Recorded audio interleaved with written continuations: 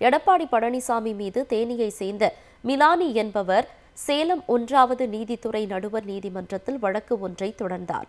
அதில் கடந்த சட்டமன்ற தேர்தலின் போது எடப்பாடி பழனிசாமி தாக்கல் செய்த பிரமாண பத்திரத்தில் சொத்துக்கள், வருமானங்கள் ஆகியவை குறித்த உண்மை தகவலை மறைத்து பொய்யான தகவல்கள் அளிக்கப்பட்டுள்ளதாகவும் இதுகுறித்து நடவடிக்கை எடுக்க வேண்டும் எனவும் கோரப்பட்டிருந்தது. இதுகுறித்து விசாரணை நடத்தி அறிக்கை தாக்கல் செய்யும்படி சேலம் மத்திய குற்றப்பிரிவு நீதிமன்றம் உத்தரவிட்டது. இதற்கிடையே இந்த வழக்கு விசாரணைக்கு எதிராக விதிக்கப்பட்ட இடைக்கால தடையை சென்னை உயர்நீதிமன்றம் விலக்கிக் கொண்டது. இதையடுத்து சேலம் மத்திய குற்றப்பிரிவு போலீசார் விசாரணையை தீவிரப்படுத்தினர். ஏற்கனவே ஈரோடு கல்லூரி, சேலம் இடைப்பாடி சார்பதிவாளர்கள், நாமக்கல் சென்னை பதிவாளர்கள், இடைப்பாடி கனரா வங்கியின் கிளை மேலாளர் உள்ளிட்டோரிடம் விசாரணை நடத்தி ஆவணங்களை திரட்டி வைத்திருந்தனர். இதனிடையே இந்த வழக்குக்கு தடை விதிக்க கோரி எடப்பாடி பழனிசாமி உச்சநீதிமன்றத்தில் மனு தாக்கல் செய்தார். இந்த மனுவை விசாரித்த நீதிமன்றம் விசாரணைக்கு தடை விதித்ததுடன் சேலம் மத்திய குற்றப்பிரிவுக்கும் மனுதாரராக மிலானிக்கும் பதில் மனு தாக்கல் செய்யும்படி உத்தரவிட்டது.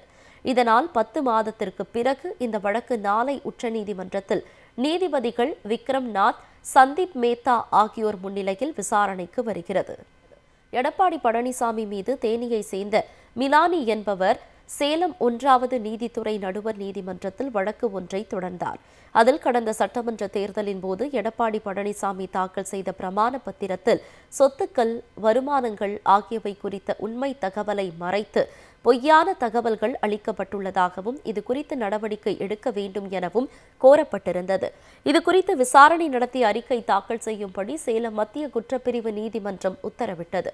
இதற்கிடையே இந்த வழக்கு விசாரணைக்கு எதிராக விதிக்கப்பட்ட இடைக்கால தடையை சென்னை உயர்நீதிமன்றம் விலக்கிக் கொண்டது.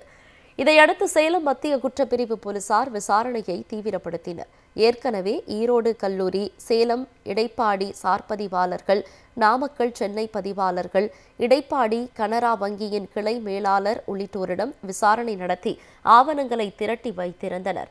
இதனிடையே இந்த வழக்குக்கு தடை விதிக்க கோரி எடப்பாடி பழனிசாமி உச்சநீதிமன்றத்தில் மனு தாக்கல் செய்தார். இந்த மனுவை விசாரித்த நீதிமன்றம் விசாரணைக்கு தடை விதித்ததுடன் சேலம் மத்திய குற்றப்பிரிவுக்கும் மனுதாரராக மிலானிக்கும் பதில் மனு தாக்கல் செய்யும்படி உத்தரவிட்டது. இதனால் 10 மாதத்திற்கு பிறகு இந்த வழக்கு நாளை உச்சநீதிமன்றத்தில் நீதிபதிகள் விக்ரம் நாத், சந்தீப் மேத்தா ஆகியோர் முன்னிலையில் விசாரணைக்கு வருகிறது.